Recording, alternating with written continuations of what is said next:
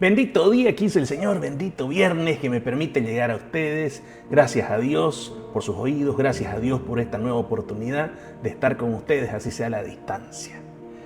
Cuando yo era niño, la palabra que creo que más escuchaba salir de la boca de mi madre era "nah". No vas a hacer esto, no vas a hacer aquello, cuidado. Un día yo tendría unos 6 años, acababa de ver la película Tarzán. Y cuando uno es chico quiere pues ser el personaje que acaba de ver, ¿no? Así que lo primero que se me ocurrió fue subirme a un árbol para colgarme como Tarzán. Mi madre me ve de ida y enseguida me grita: "No, cuidado, mira que te podés caer y te podés desnucar, que ni se te ocurra subirte a ese árbol". Yo me meto bravo a la casa, aburrido. En ese tiempo pues no había ni celulares, ni nada que lo entretenga a uno, y uno tenía que inventarse los juegos, ¿no es cierto?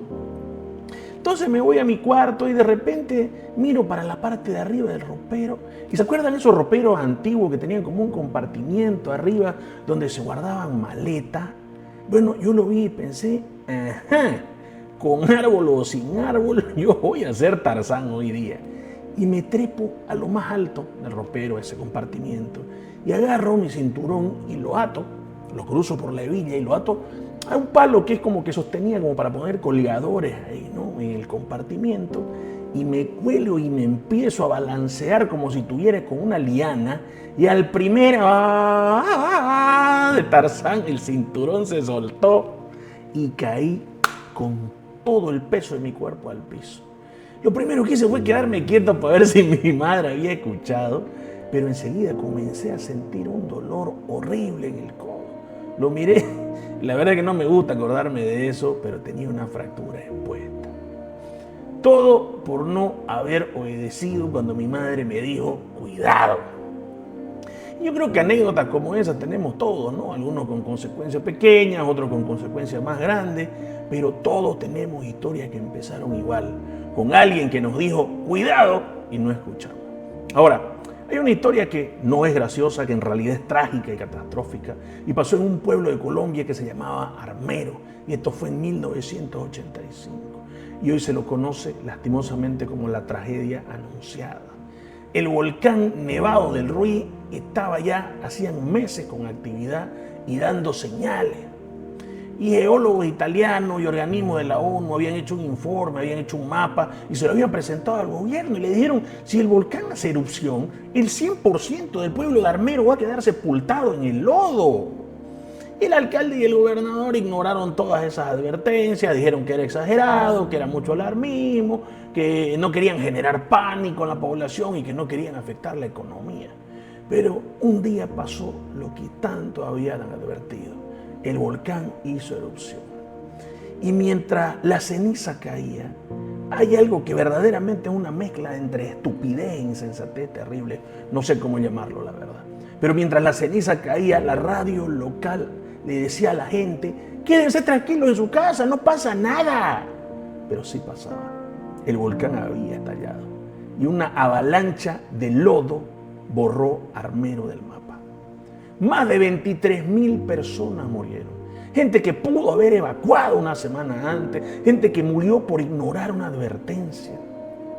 Y esta semana, mientras pensaba, mientras meditaba en el tema y la palabra de hoy, me di cuenta de algo. Qué importante es esa palabra cuidado en nuestra vida y cuánto la ignoramos verdaderamente. No nos gusta, nos incomoda, nos confronta, muchas veces nos lleva a la rebeldía.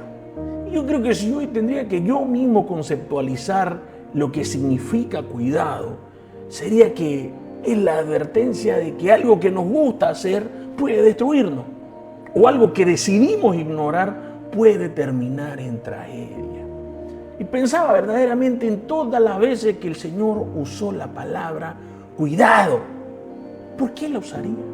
¿Por qué advertir de cosas puntuales como lo hizo? Jesús no dice: cuidado, no te metas con la esposa de tu amigo. No dice: cuidado que no andes matando. ¿Por qué? Porque eso es obvio. Porque cualquier persona con sentido común lo sabe. Un niño de 5 años sabe que matar está mal. Todo el mundo sabe que el adulterio destruye, peor aún si es con la esposa de tu amigo.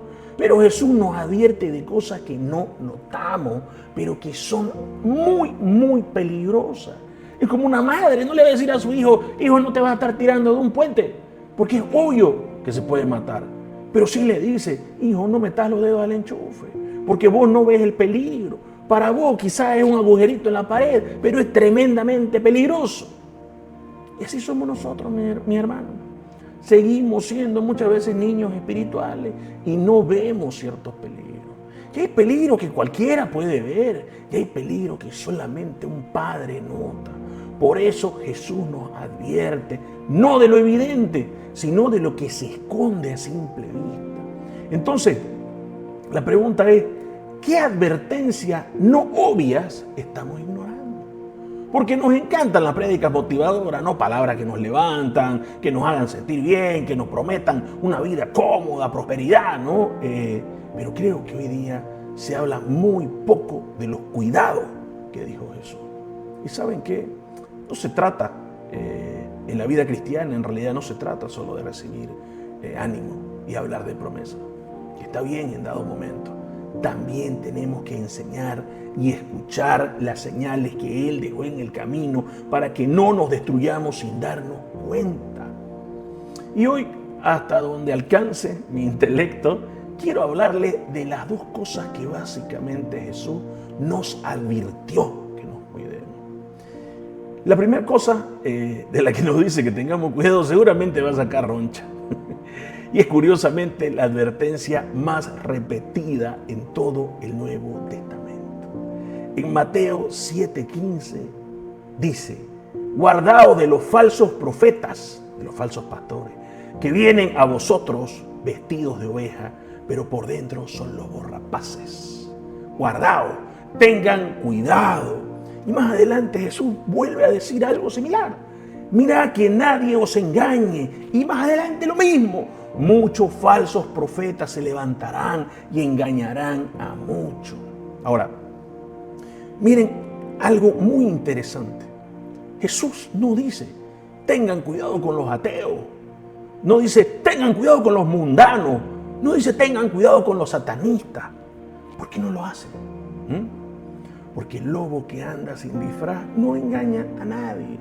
El problema es, como él mismo lo dice, el lobo vestido de oveja, el que habla bonito, el que cita la Biblia, el que tiene las redes sociales llenas de seguidores, el que te hace sentir bien mientras te hace alejarte de Cristo, el que ha cambiado el Evangelio.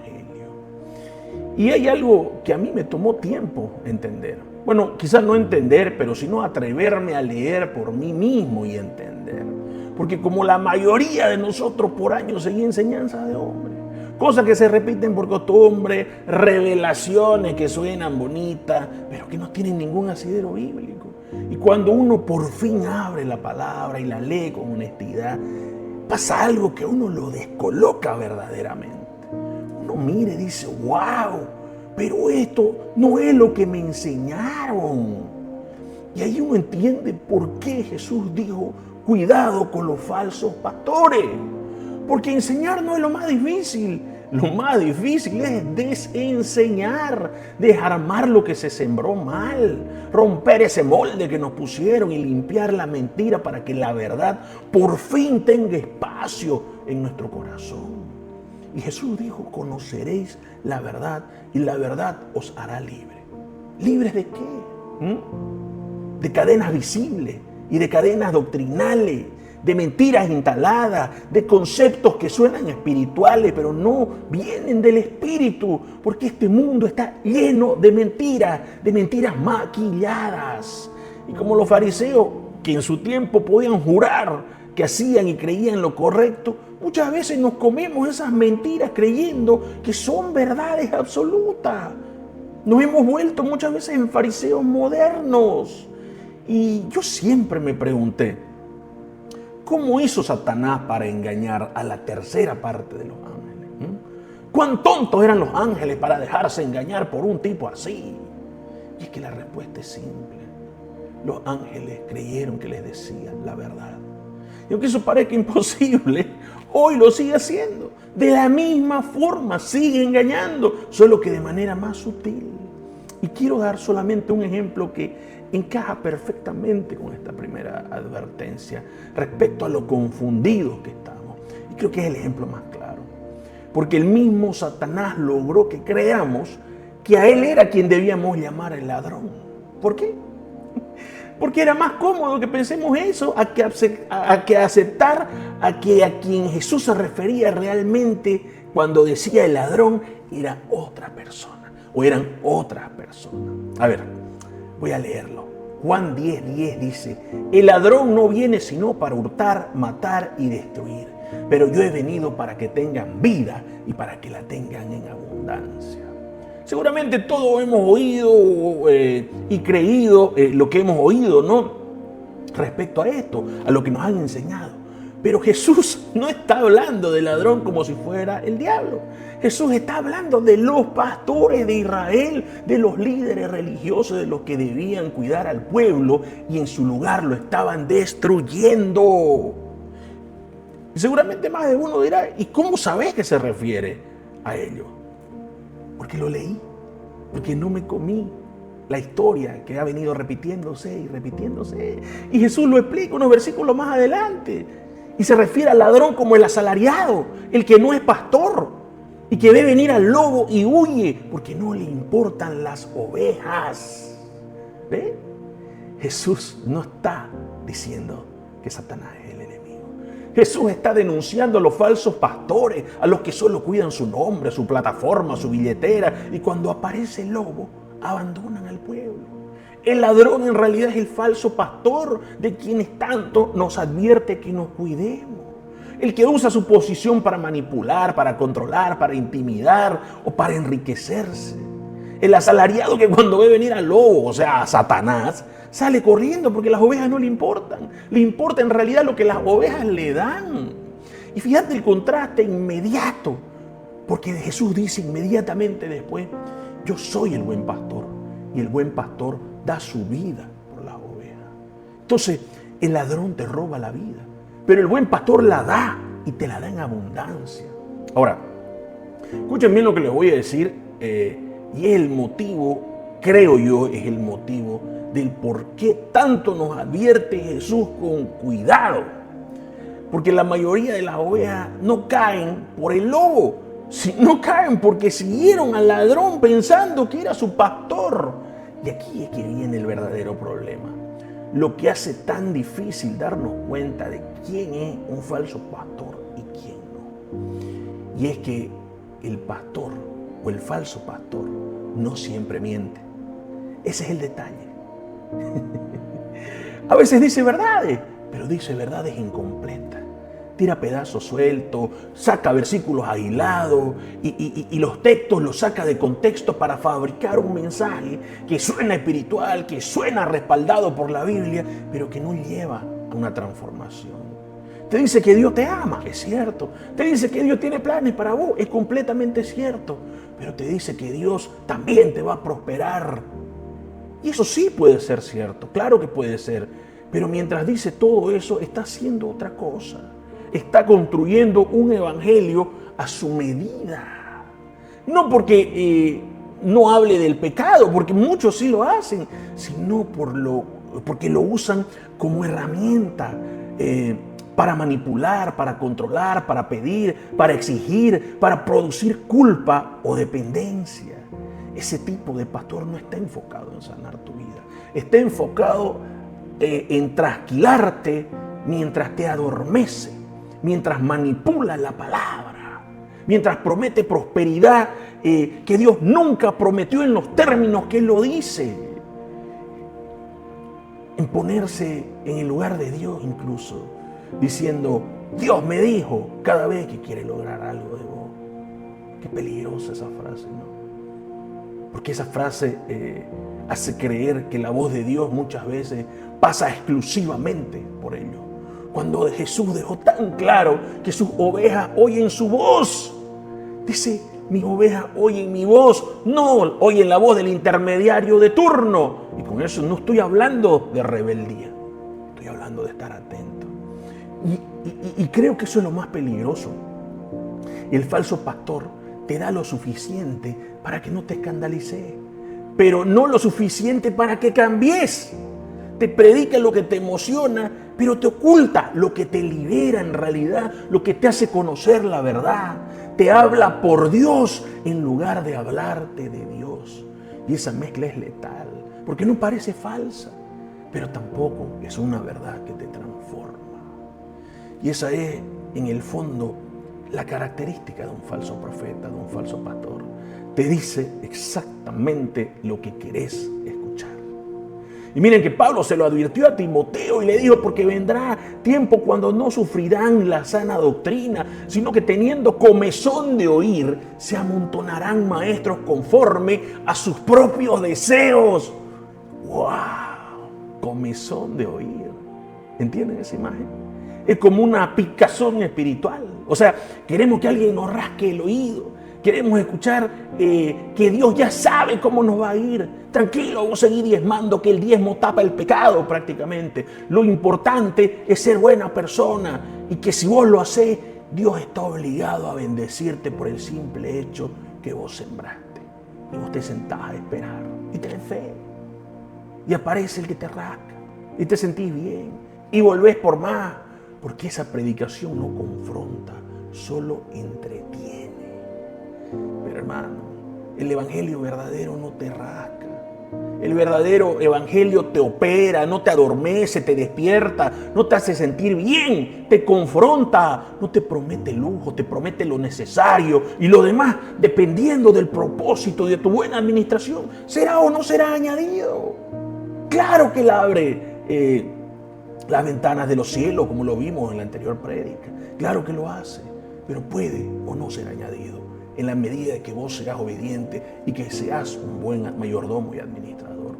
Y miren que yo no tengo ningún problema con que un predicador tenga plata, con que un predicador tenga una buena casa, incluso que tenga avión privado. Ese no es el tema. El problema no es lo que tiene, el problema es lo que enseña para poder tenerlo. Ahí está el punto. ¿Qué fruto produce su enseñanza? ¿Gente arrepentida o gente cómoda?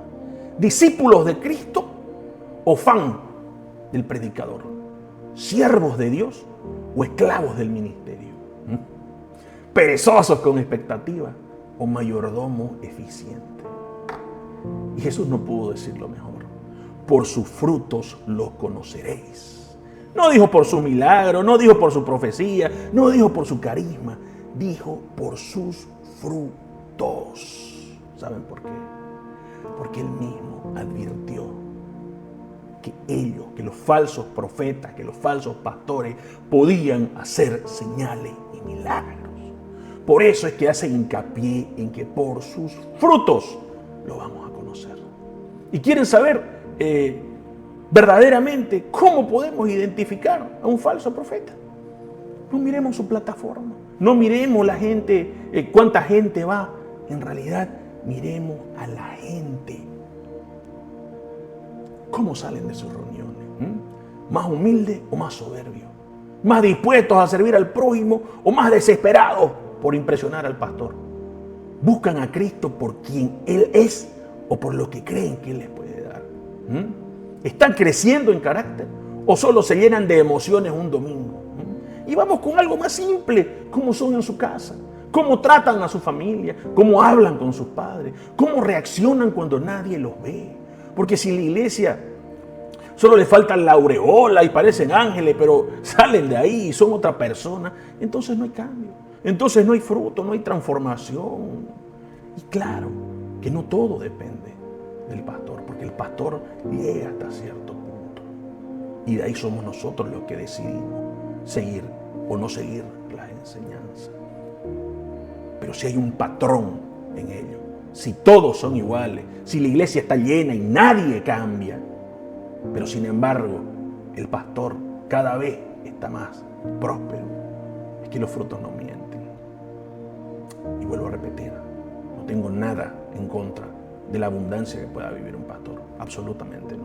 El obrero es digno de su salario, pero lo terrible es que todo eso sea a costa de socavar una mala enseñanza, solamente para conseguir abundancia en su vida. Y seguramente a estas alturas alguien se estará preguntando, está bien hermano, pero más allá de eso, ¿cómo vamos a identificar a un falso pastor si ni siquiera sabemos lo que es un verdadero pastor? Y bien que lo pregunta mi hermano, porque la respuesta la tiene exactamente en la palabra. En Primera de Pedro 5, 2 y 3. ¿Saben qué dice? Dice, apacienten el pueblo de Dios que está entre ustedes, cuidando de ellos no por fuerza, sino voluntariamente, no por una ganancia económica, sino con ánimo de servir, no como teniendo señorío sobre los que están a su cuidado, sino siendo ejemplo para el pueblo. Ahí está. Ahí está el manual completo de cómo debe ser el pastor. El verdadero pastor es eso.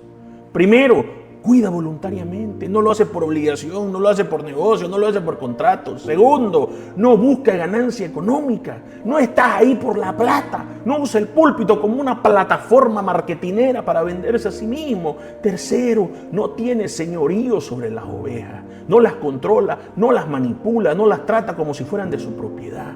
Y cuarto, es ejemplo, no dice hagan lo que yo digo, dice síganme como yo sigo a Cristo.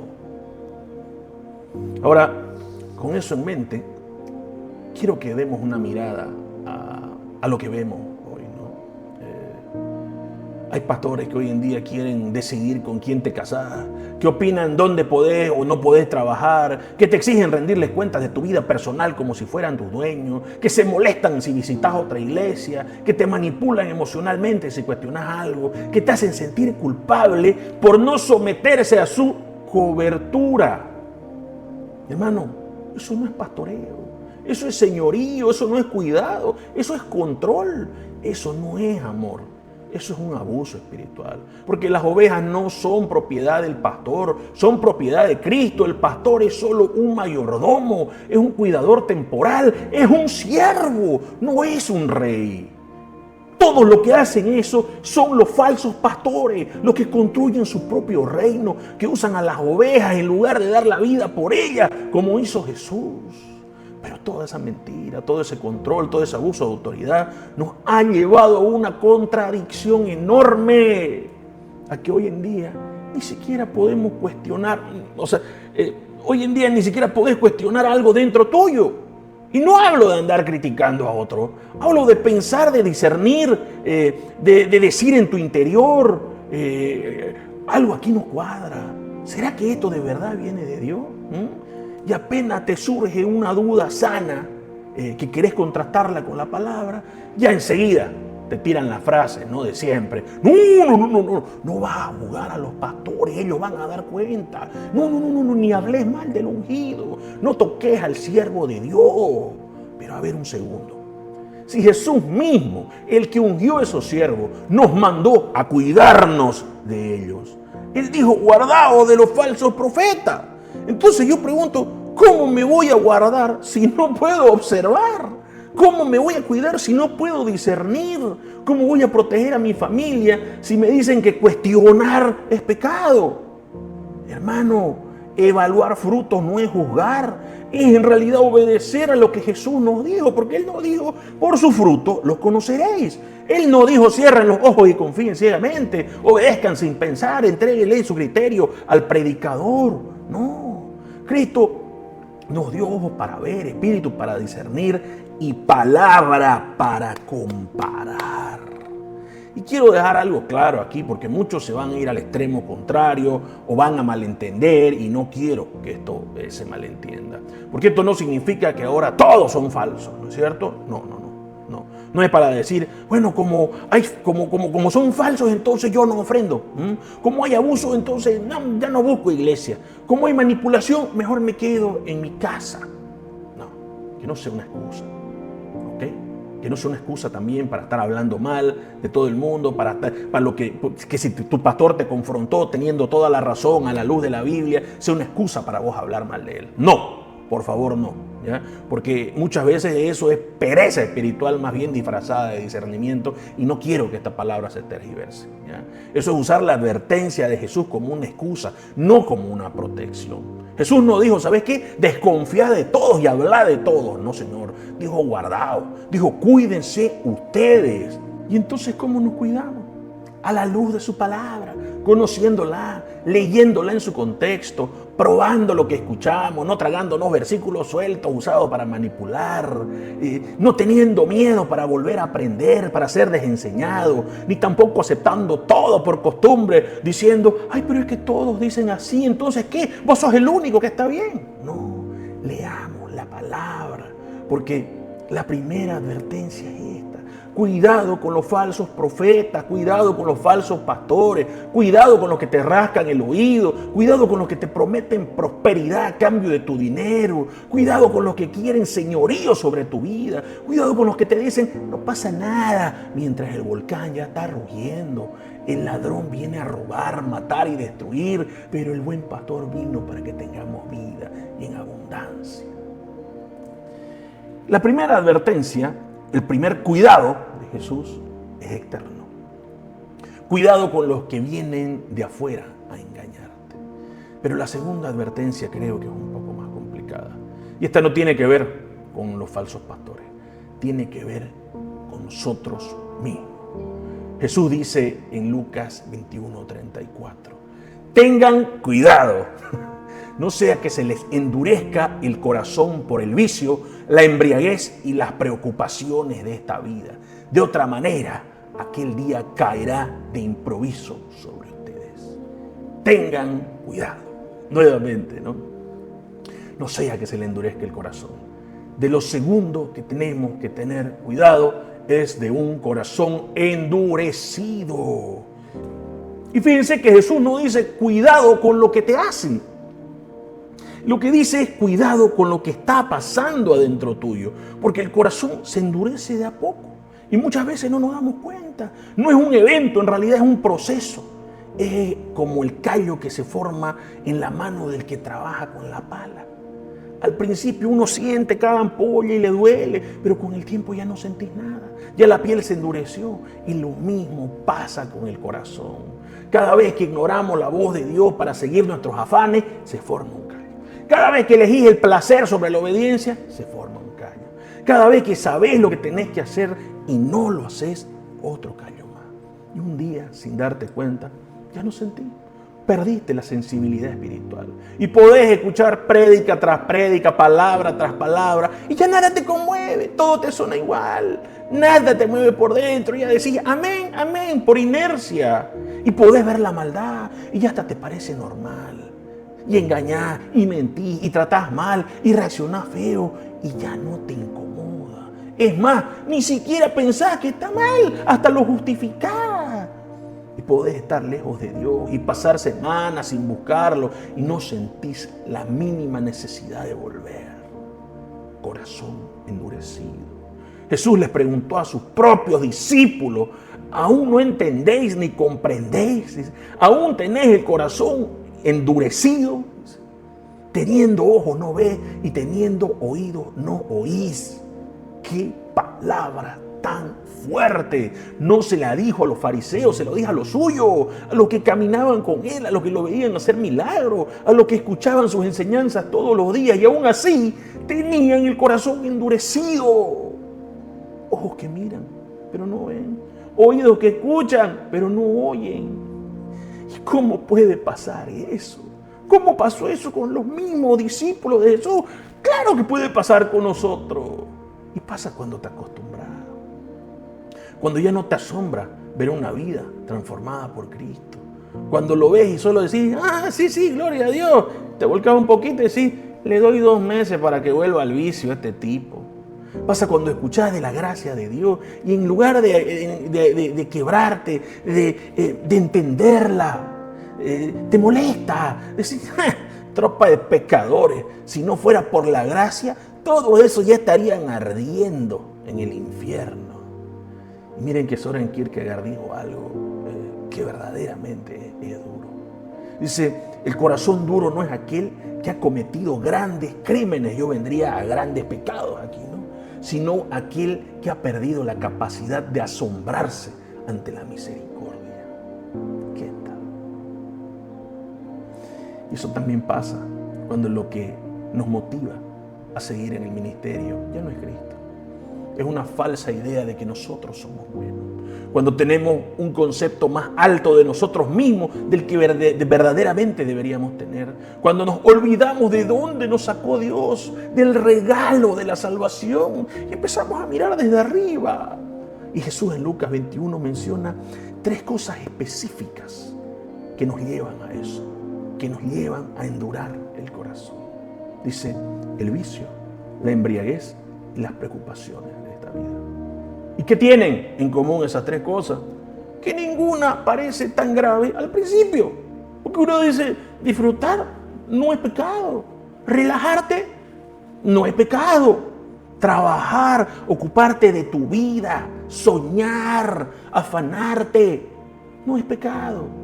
Pero cuando esas cosas se vuelven el centro, cuando toman el lugar que solo Dios debería tener, cuando ya no podés vivir sin la joda, sin beber, cuando tu corazón en realidad está en lo que llamás la prosperidad, pero en lo que vos en realidad tenés es un amor por la avaricia, entonces tu corazón ya se endureció.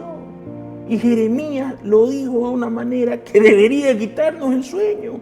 Engañoso es el corazón más que todas las cosas y perverso. ¿Quién lo conocerá? Pregunta. Engañoso más que todas las cosas, más engañoso que el falso profeta del que hablamos antes, más engañoso que el mundo, más engañoso que el mismo Satanás. Porque tu peor enemigo no siempre está afuera, a veces está adentro. Y acá viene un contrasentido que normalmente nosotros decimos, una contradicción enorme. ¿Cuántas veces hemos dicho o hemos escuchado o nos hemos justificado diciendo, es que Dios conoce mi corazón? Y generalmente lo usamos como excusa, ¿no? Como un escudo, como justificación para hacer lo que queremos sin rendir cuenta. No, sí, ya sé que no voy a la iglesia, pero no soy falso. Además Dios conoce mi corazón. Sí, ya sé que no estoy viviendo bien, que estoy viviendo desordenadamente, pero Dios conoce mi corazón. Sí, ya sé que no estoy haciendo del todo lo correcto, pero Dios conoce mi corazón. Hermano, escúchenme bien, por favor. Decir Dios conoce mi corazón no es tu seguro, no es tu cobertura, es tu sentencia. Porque sí, claro que Dios conoce tu corazón y tu corazón es engañoso más que todas las cosas.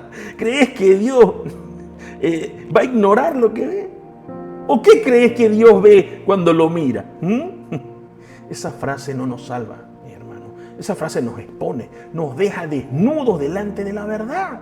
Y nos recuerda que lo que justificamos con la boca, Dios lo ve perfectamente por dentro. Y por eso Jesús nos dice, cuidado. Porque de un corazón endurecido empiezan a brotar cosas. Fíjense lo que dice Mateo 15, 19. Porque del corazón salen los malos pensamientos, los homicidios, los adulterios, las fornicaciones, los hurtos, los falsos testimonios, las blasfemias. Del corazón salen, no es que entra, sale.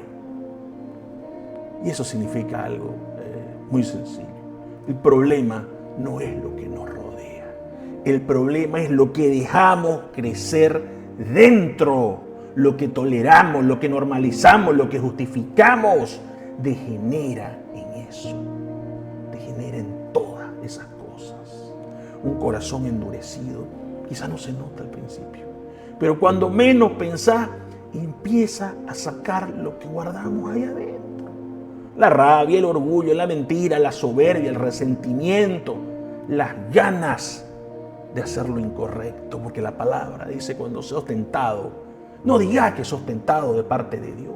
Porque cada uno es tentado cuando de sus propias ganas de hacer lo incorrecto es atraído de un corazón endurecido, de algo que sale de nuestro interior hacia afuera.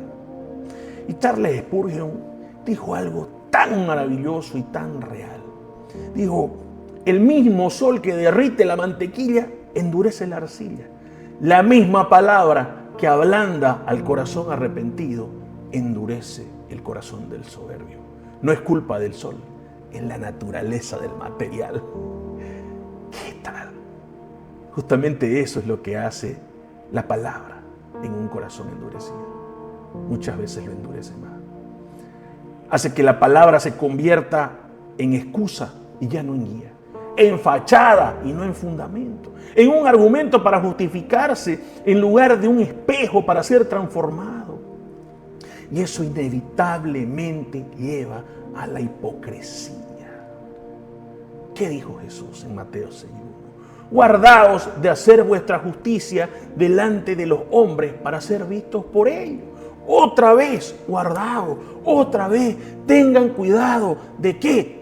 De hacer las cosas para que te vean, de armar campañas de milagro en primera plana, no para glorificar a Dios, sino como estrategia de marketing para recaudar suculentas ofrendas, de orar en público con una gracia envidiable, pero sin entender ni una sola palabra de lo que se oró, o peor, de orar como un santo delante de todos y maldecir en privado cuando nadie te ve, de ofrendar por interés, por recibir algo a cambio, o simplemente para quedar bien como si fueras el financiador del reino, de publicar versículos que ni se entienden, ni se meditan, solo para que nos consideren espirituales.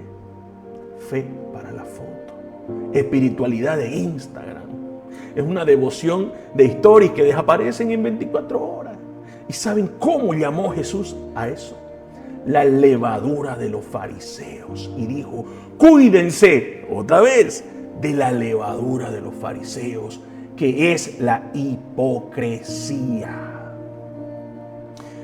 Yo tenía una pizzería y nosotros obviamente usábamos mucha levadura. ¿Saben qué hace la levadura? La levadura se mete en la masa y la infla desde adentro. No es que la nutre, no es que la hace mayor, la hincha nada más. Y mientras la hincha, las bacterias la van consumiendo por dentro, porque eso es lo que lo hincha, la descomposición. Y así es la hipocresía. Te infla por fuera mientras te estás pudriendo por dentro. Te hace parecer más grande de lo que sos, más espiritual de lo que sos, más santo de lo que sos. Pero es puro show, es puro aire, es nada. Y lo peor de la hipocresía es que uno no es consciente de ella. A veces ni nos damos cuenta de que somos hipócritas. ¿Por qué? Porque nuestro corazón endurecido nos engañó primero a nosotros. Nos convenció que somos buenos, de que nuestras intenciones son buenas, no importa el resultado, lo que cuenta es la intención, de que Dios está impresionado con lo que hacemos. Y mientras nosotros nos creemos el cuento, el corazón sigue pudriéndose, sigue endureciéndose. Por eso Jesús citó a Isaías cuando dijo, este pueblo de labios me honra, mas su corazón está lejos de mí. Labios que cantan, pero el corazón no siente. Manos levantadas, pero una vida sin cambio. Una Biblia en la mochila o en la axila, pero los bolsillos llenos de pecado, de odio, de resentimiento. Hashtag gracias por las bendiciones en las redes sociales y nuestro hogar destruido por el pecado. Y como el corazón terriblemente endurecido por la hipocresía entiende que todo lo que hace es bueno, porque siempre encuentra la forma de fingir espiritualidad, de ese mismo pozo, de ese mismo corazón endurecido, brota otra cosa, la avaricia. Y fíjense que voy a citar algo que lo dije en la prédica pasada, y está en Lucas 12:15, y dice, mirad, guardaos de toda avaricia, porque la vida del hombre no consiste en la abundancia de los bienes que posee. Mirad, guardaos, cuidado de toda avaricia, no de alguna, de toda avaricia. ¿Por qué Jesús advierte de la avaricia con tanta urgencia? Porque también es invisible, porque también se disfraza, porque suena de ambición sana, se disfraza de provisión para mi familia, se disfraza de quiero lo mejor para los míos, tengo derecho de disfrutarlo, porque se disfraza de bendición, pero por dentro es un agujero negro que nunca se llena. Es vivir con el corazón siempre hambriento, siempre insatisfecho, siempre mirando lo que no tenemos en lugar de agradecer lo que sí tenemos. Y fíjense lo que dijo Jesús. La vida del hombre no consiste en la abundancia de los bienes que posee. O sea, tu vida no se mide por lo que tenés. Tu valor no depende de tu cuenta bancaria. Tu identidad no puede estar en tu auto, en tu casa, en tu ropa, en tu celular. Pero el corazón avaro susurra lo contrario. Nos dice que sin eso no somos nadie y que necesitamos más y más y más. Y que los demás nos van a respetar cuando nos vean teniéndolo. Y que recién ahí vamos a ser alguien. Y le creemos. Y ahí empieza la carrera de la rata. Comenzamos como perros persiguiéndonos la cola, corriendo en círculo, persiguiendo lo que se escapa, acumulando cosas que no nos llenan, sacrificando lo eterno por lo temporal, vendiendo nuestra alma en cuotas por cosas que un día se van a podrir, por cosas que un día se van a corromper, se van a oxidar. Y como el corazón se ha vuelto duro, hipócrita y avaro, nos hace creer que valemos por lo que tenemos, que todo en esta vida es imagen, que existen cristianos de primera, que tenemos el favor de Dios, y bueno, después están los otros, los de segunda, los que algo habrán hecho mal, no tenemos la culpa, los que quizás les falta fe, los que por algo no gozan del favor de Dios, porque siempre he escuchado que se agarran de ese versículo. No, si Jesús dijo, siempre habrán pobres, o sea, como diciendo, son cristianos de segunda. Pero es porque justamente hemos mal aprendido de que el valor está en las posesiones, de que el favor de Dios se mide en la abundancia de bienes. Y si eso fuera cierto, entonces el que no tiene posesiones no tiene ningún valor. Porque Jesús advirtió en Mateo, mirad que no menospreciéis a ninguno de estos pequeños. ¿Quiénes son los pequeños? Los pequeños son justamente eso. Los que no tienen posesiones muchas veces, los que no te pueden devolver un favor, el pobre que te incomoda en la esquina, el que tuvo hambre y dijiste no le doy porque seguro es para el vicio, el que estuvo enfermo y no visitaste, el que estuvo preso y dijiste es la escoria de la sociedad que se pudra ahí, el viejito, el mayor que todos olvidan, el que no tiene ropa de marca y vos lo mirás como de segunda, el que el mundo descarta, el que vos ignorás. Ese es el pequeño. ¿No te suenan esas descripciones? Debería, porque Jesús las usó y dijo, tuve hambre y no me diste de comer, tuve sed y no me diste de beber, fui forastero y no me recibiste, estuve desnudo y no me vestiste, enfermo y en la cárcel y no me visitaste. Y cuando le preguntan, Señor, ¿pero cuándo te vimos así? En cuanto no lo hiciste a uno de estos pequeños, tampoco a mí me lo hiciste. Cada vez que ignoraste a un pequeño, ignoraste a Cristo. Cada vez que despreciaste al que no tiene, despreciaste al Rey. Por eso Jesús dice, cuidado con despreciarlos. Y un corazón endurecido hasta predica de esto. Así es, un corazón endurecido habla de estas cosas y nos dice, y en teoría está todo bien, pero a mí no me la charlan. Yo he visto pastores echando de la iglesia a un muchacho pobre que vendía empanada porque le estaba haciendo competencia al kiosco de la iglesia. Mi amado, la forma en que tratamos al que no nos puede devolver el favor revela lo que realmente hay en nuestro corazón. Es fácil ser amable con el que nos conviene, claro que sí. Es fácil ser un pastor atento con el ofrendador empedernido. Es fácil sonreír cuando hay cámaras, es fácil amar a quien nos ama. El mismo Jesús lo dijo, si amáis a los que os aman, ¿qué mérito tenéis? Porque también los pecadores aman a los que los aman. Los más grandes sicarios, los mayores asesinos, obvio que aman a los que los aman. ¿Qué tiene de extraordinario eso? Nada, porque eso lo hace cualquiera. La pregunta no es cómo tratás al que te sirve, la pregunta es cómo tratás al que quizás no te sirve para nada. ¿Cómo tratás a un mesero cuando te está atendiendo? ¿Cómo mirás a la gente que está pidiendo en la calle? Jesús dijo que los ángeles de estos pequeñitos ven el rostro del Padre continuamente. Eso que vos ignorás, que yo he ignorado, tienen ángeles en la presencia de Dios. Despreciarlo no es solo falta de educación, es despreciar a quien Dios valora. Qué terrible, ¿no? Un corazón endurecido nos lleva a todo eso. Y ni nos damos cuenta. Ahora, ¿por qué a Jesús le preocupa tanto un corazón endurecido? ¿Solo por las consecuencias que nos trae o que trae para el que lo tiene? No, porque un corazón endurecido no trae solamente consecuencias para quien lo tiene, sino que también hace caer a otros.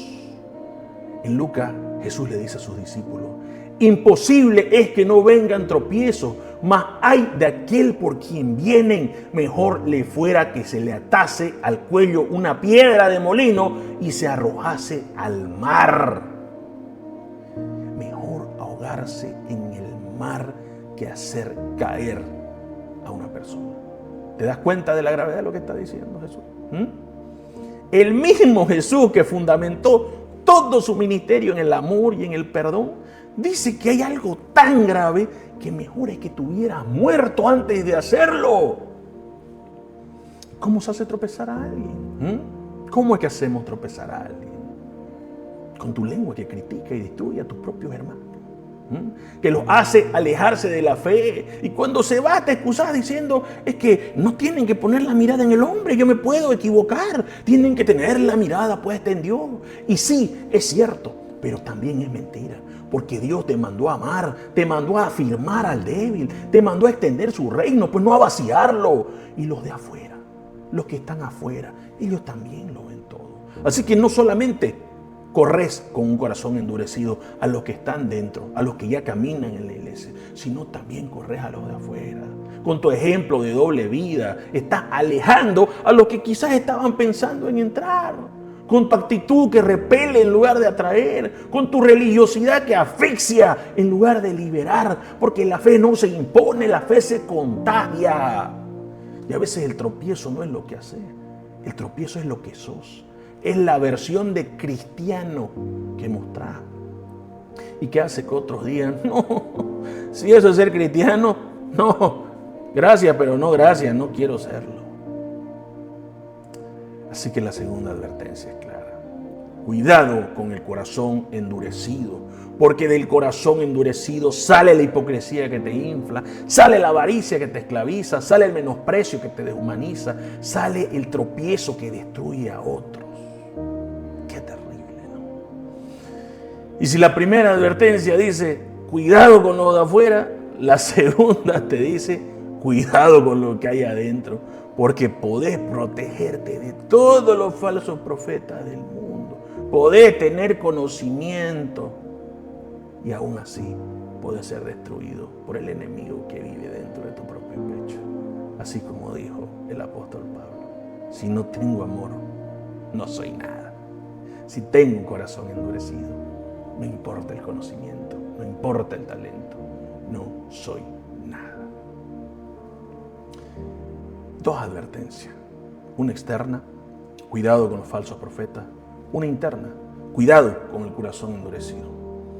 Una nos puede engañar, la otra nos puede destruir. Pero hay algo que quiero que entendamos antes de cerrar, y es: ¿por qué Dios nos advierte? ¿Por qué un Dios todopoderoso que podría simplemente dejarnos caer y después decir: no, yo te lo dije?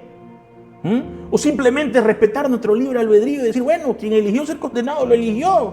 Se toma el trabajo de avisarnos con tanto detalle de qué tenemos que tener cuidado.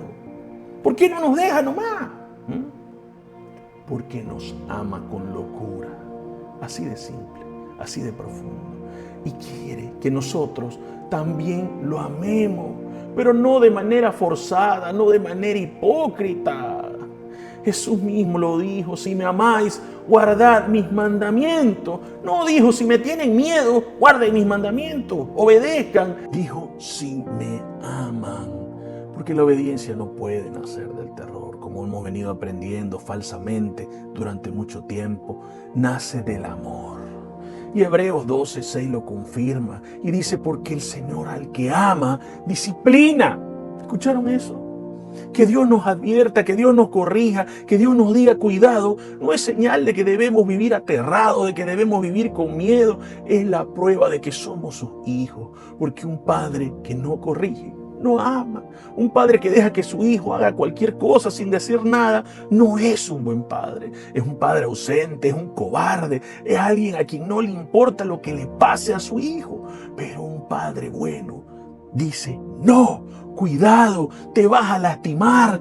Ese es un padre que ama, aunque el hijo se enoje, aunque el hijo no entienda, aunque el hijo lo mire con bronca y diga, ¿sabes qué? Me estás arruinando la diversión, porque el padre sabe lo que el hijo no ve. Y prefiere que el hijo lo odie un rato, que esté resentido un rato, a tener que enterrarlo después, a tener que sacrificar la vida eterna por darle un gusto. Y así es Dios con nosotros. Así como mi madre, que me advertía de cosas que yo no veía que eran peligrosas, para mí era solo un ropero, pero para ella era una fractura esperando pasar. Y tenía razón. Ahora escuchen esto.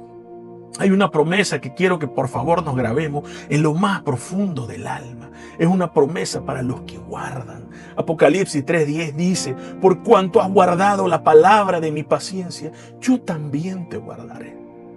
¿Escucharon la reciprocidad? Si nosotros guardamos su palabra, Él nos va a guardar a nosotros. Y no es un trato comercial, es un pacto de amor. Nosotros cuidamos lo que Él nos dio y Él cuida de nosotros. Sobre toda cosa guardada, guarda tu corazón, porque de él mana la vida. Sobre toda cosa guardada, no dice entre otras cosas, dice sobre todas, más que tu plata, más que tu reputación, más que tu ministerio, más que tus sueños, guarda tu corazón, porque de ahí mana la vida, o en consecuencia mana la muerte, dependiendo de lo que dejes entrar. Y vuelvo a repetir lo que Jesús prometió: conoceréis la verdad y la verdad os hará libre, nos hará libres de la mentira de los falsos profetas, de la esclavitud de la levadura religiosa, del engaño de nuestro propio corazón, de las cadenas que ni sabíamos que teníamos. La verdad no nos vuelve cómoda la vida, pero nos hace libres, y la libertad quizás duela al principio, pero después te hace respirar. Entonces, sabiendo todo esto, ¿qué vamos a hacer ahora? Porque un mensaje no tendría sentido sin una solución, ¿no es cierto? Y quiero hoy, como lo dije al principio, si acaso, hasta donde llega mi intelecto, hasta donde llega lo que pienso que el Señor puso en mi corazón, que lo veamos así. Para los falsos profetas, examinemos a quién seguimos. Primera de Juan 4:1 dice: amados, no crean a todo espíritu, sino prueben los espíritus si son de Dios, porque muchos falsos profetas han salido por el mundo. No creamos a todo espíritu. Probemos, examinemos, no nos traguemos todo lo que suena bonito, no sigamos a alguien solo porque tiene carisma, o porque llena estadios, o porque tiene congresos multitudinarios. Fíjense que la Biblia cuenta que los de Berea recibieron la palabra con toda solicitud, escudriñando cada día las Escrituras para ver si estas cosas eran así. Eso dice literal la palabra. Escudriñaban cada día, no es que decían amén a todo, agarraban la palabra y comparaban. Y por eso la Biblia nos llama a ser más nobles, porque el noble no es el que aplaude todo, es el que verifica todo. Y Pablo mismo lo dijo en Gálatas: mas si aún nosotros, un ángel del cielo, anunciare otro evangelio diferente del que hemos anunciado, que sea anatema. ¿Viste eso? Pablo dijo: aunque yo mismo sea el que venga con otro evangelio que no sea cristocéntrico, por favor no me crean. Aunque un ángel del cielo venga, no le crean, porque el ladrón viene a robar, matar y destruir, pero el buen pastor te da la vida y te la da en abundancia. Aprendamos a distinguirlo, porque tu eternidad en gran manera depende a quién seguís. Y si no fuera así, ¿por qué Jesús se tomaría la molestia de advertir que en el final de los tiempos habrá quienes digan: Señor, Señor, en tu nombre profetizamos, en tu nombre echamos fuera demonios, en tu nombre hicimos muchos milagros? Y Él les responda: nunca los conocí. Apártense de mí, hacedores de maldad. Porque hicieron todo en su nombre, profetizaron, echaron fuera demonios, hicieron milagros, y aún así nunca los conoció, porque seguían al ladrón pensando que seguían al pastor. Para tu corazón, guardalo por sobre toda cosa guardada. No dejes que se endurezca, no dejes que se llene de callo, no normalices lo que Dios llama pecado, no justifiques lo que Dios condena. Perdona sin necesidad de que te pidan perdón, perdona sin esperar explicaciones ni justificaciones. Vacíate del resentimiento, del rencor, de esa lista negra que guardas en el fondo del alma. Ama lo que Dios ama y aborrece lo que Dios aborrece. Pero no te olvides de algo: Dios aborrece el pecado, Dios no aborrece personas, por más complicadas que sean, por más desviadas que estén. Él odia lo que destruye al hombre, no al hombre que está siendo destruido. Y vos deberías hacer lo mismo, porque de tu corazón mana la vida, y lo que mana tarde o temprano va a salir. Y una vez hecho esto, tengo un último consejo para nuestra vida espiritual. Despertá. Asimismo le dijo Pablo a los Efesios, despiértate tú que duermes y levántate de los muertos y te alumbrará Cristo. Despertá, levántate, deja que Cristo te alumbre, porque el que duerme no ve venir el peligro. Y Jesús dijo, velad y orad para que no entréis en tentación. Velar no es paranoia, es estar despierto, es estar atento, es no dormirte en los laureles pensando que ya llegaste, porque no llegaste. Ninguno en realidad ha llegado. Todos estamos en camino, y en el camino hay peligro, solo que se ven con los ojos abiertos. Y ya terminando, mi mamá me advirtió y yo no escuché, y me fracturé el codo, y todavía tengo la cicatriz para recordarlo. El pueblo de Armero fue advertido. Científicos, geólogos, organismos internacionales dijeron, evacúen, esto va a explotar. Y no escucharon. Y 23,000 personas murieron. Un pueblo entero fue borrado del mapa por ignorar esa advertencia. Y mientras la ceniza caía, ¿te acordás lo que decía la radio? Quédense tranquilos, no pasa nada. Y hoy hay muchos púlpitos que dicen lo mismo. Tranquilo, no pasa nada, Dios es amor, todo va a estar bien, Él te ama tal y como sos. Pero eso es mentira. Dios no nos ama tal y como somos, nos ama a pesar de cómo somos. Y es por ese amor responsable que nos advierte, ese amor que dice, cuidado, el amor no te deja caminar al precipicio con una sonrisa. Y hoy Jesús nos está diciendo nuevamente, cuidado, cuidado con lo que te engañan desde afuera, cuidado con lo que se pudre por dentro. Y no te lo dice para asustarte, te lo dice porque te ama, no para limitarte, sino para guardarte, como un padre que ve lo que el hijo no ve, como una madre que grita no, aunque el niño se enoje. La pregunta acá no es si Jesús nos advirtió, porque ya lo hizo. La pregunta es, ¿vamos a escuchar? ¿O vamos a seguir jugando al Tarzán en el ropero? ¿Vamos a seguir creyéndole a la radio que dice no pasa nada? ¿Vamos a seguir ignorando las señales mientras el volcán ruge y mientras nuestra vida eterna está en riesgo? Esa decisión es tuya. Pero recuerda esto, las advertencias ignoradas siempre pasan factura. Y cuando pasan, muchas veces ya es tarde para volver atrás. Pero tengo una buena noticia. Hoy no es tarde, hoy todavía podés escuchar, hoy todavía podés cambiar, hoy todavía podés cuidar tu vida y tu corazón. Y si vos guardás la palabra de papá, Él te va a guardar a vos. Padre amado, Dios bendito, gracias Señor. Gracias por este viernes que me ha permitido, Señor, transmitir lo que siento que usted me pidió que transmitiera, Señor. Le pido perdón si algo salió de mi boca, si algo salió de mi corazón, Señor, y no vino de su espíritu, Señor.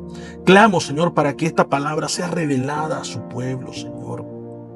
Para que sepamos que esos cuidados, Señor, que usted nos dio, tenemos que tenerlos tan enfrente, Señor, tan presentes en nuestra vida, Señor, Dios Todopoderoso.